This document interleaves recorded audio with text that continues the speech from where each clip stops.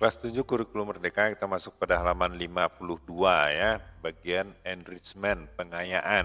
Apa tugasnya? Yaitu menulis satu kali lagi ya. Jadi kalian sudah selesai di seksi ke-6 menulisnya, sekarang kamu tulis lagi pengayaannya. Apa yang akan kamu tulis? Paragraf deskriptif pendek sederhananya, yaitu yang pertama petunjuknya, yang A, pikirkan nama seorang yang populer. Bisa itu seorang penyanyi, bisa aktor, artis, pemain game, atau YouTuber. Yang nggak mungkin ada YouTuber yang kamu suka, silakan. Nah, kemudian tulislah paragraf deskriptif tentang orang tersebut. Nah, kemudian minta teman kamu untuk menebak siapa orang yang kamu gambarkan dan lihat apakah teman kamu itu bisa menebaknya secara benar. Nah, caranya sama dengan yang di sesi ke-6. Ya, kamu buat dulu nah ini dia ya. Kamu buat dulu regular activitiesnya, kemudian kamu buat dulu fakta-faktanya. Fakta ini terdiri dua, yaitu personality dan fisik ya. Nah, personality-nya gimana, fisiknya gimana, kamu tulis di sini. Setelah itu kamu tulis juga orang terkenal itu strukturnya, identifikasi, deskripsi ya. Barulah setelah itu kamu buat dalam deskriptif paragraf yang lengkap. Nah, itu dia pengayaannya. Ya, itu tugasnya. Caranya ikuti yang di sesi 6. Kita lanjut pada learning reflection. Refleksi pembelajaran pada bab ini. Nah, kamu buat nama, bab berapa, tanggal berapanya kamu buat, silakan. Seberapa baik kamu mengerjakan chapter 1 ini, ya. Nah, bagian A, nilai diri kamu sendiri dengan menggambar sebuah emoji di sebelah pernyataan, di sebelah masing-masing pernyataan. Jadi emojinya seperti ini. Kalau tidak bagus, ya.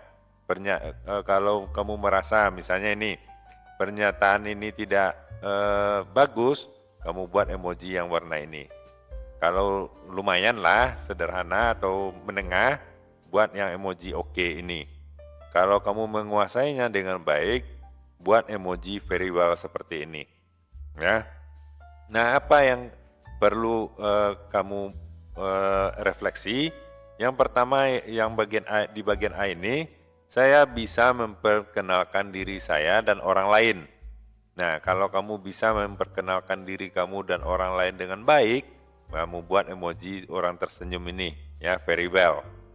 Nah, kalau misalnya terbata-bata tapi masih oke lah, maka buat oke ini. Tapi kalau tidak bisa sama sekali, not so well, buat seperti ini. Kemudian, saya bisa menggambarkan ciri-ciri fisik seseorang. Nah, kalau bisa buat very well seperti ini ya. Kemudian saya bisa menggambarkan aktivitas keseharian seseorang. Nah, kalau bisa buat di sini ya. Kemudian saya bisa mendeskripsikan atau menjelaskan hobi seseorang. Kemudian saya bisa meminta dan memberikan informasi personal. Ya, informasi personal itu seperti kamu bisa menanyakan nama orang, ya, berapa umur, itu personal informasi ya. Nah, kalau misalnya what's your name, nah, itu ask for personal information namanya. Ya, kamu jawab my name is Badu misalnya, itu give personal information namanya. Nah, kalau bagus, buat emoji yang tersenyum ini. Kemudian saya bisa menulis paragraf deskriptif sederhana. Kalau bisa, nah buat di sini ya. Kemudian bagian B, saya mempelajari kosakata yang baru berikut ini. Ya, kamu tulis apa-apa saja kosakata baru yang kamu dapatkan pada pembelajaran kali ini, bab 1 ini. Apa-apa saja, tulis di sini. Kemudian saya suka berjalan-jalan di di lingkungan sekitar. Nah, kalau suka buat checklist. Saya suka permainan tebak-tebakan, ya. Kalau suka checklist, emojinya, beri emoji di sini. Kemudian yang bagian D, ya ini agak berat juga dikit ya. Saya membagikannya dengan dengan keluarga saya. Artinya kamu mempraktekkan di keluarga kamu tentang apa yang telah kamu pelajari di chapter 1 ini. Bagaimana caranya? Nah, ini dia. Saya membaca sebuah paragraf deskriptif ya untuk keluarga saya. Saya minta mereka untuk menebak orang yang saya gambarkan. Artinya apa? Kamu harus membuat lagi sebuah paragraf deskriptif tentang seseorang yang keluarga kamu kenal. Mungkin bisa kamu buat sebuah paragraf deskriptif yang menggambarkan orang tua kamu, atau keponakan, atau bibi yang kira-kira seluruh anggota keluarga kamu itu kenal dengan orang tersebut.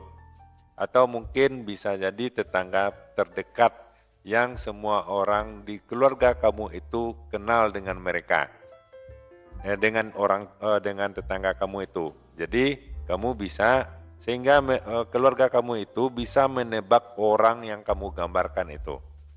Ya, jadi tugasnya membuat satu kali lagi. Ya, jadi 3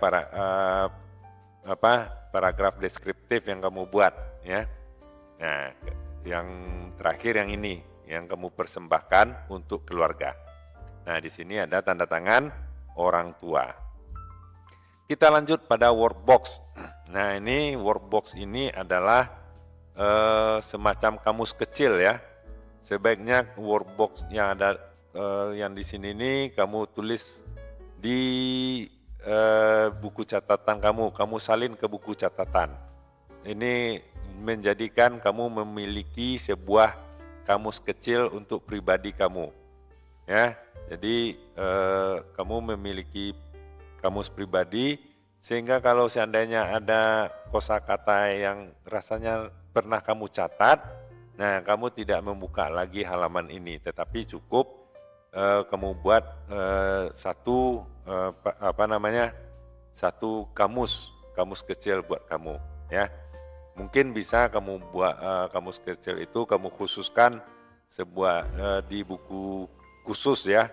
Kamu buat ke buku khusus. Nah, ini kamu buat workbox di sini.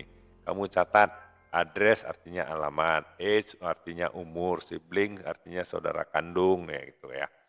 I have sister brother, saya mempunyai saudara perempuan laki-laki gitu. Enjoy senang, live tinggal, First day hari pertama, fishing, memancing, mobile gaming, bermain game di ponsel. By the way, omong-omong, nah seperti itu. Kamu salin semuanya. Di buku, saya sarankan di buku khusus. Ya. Nah, barangkali itu dulu untuk kali ini. Sampai jumpa, mudah-mudahan bermanfaat.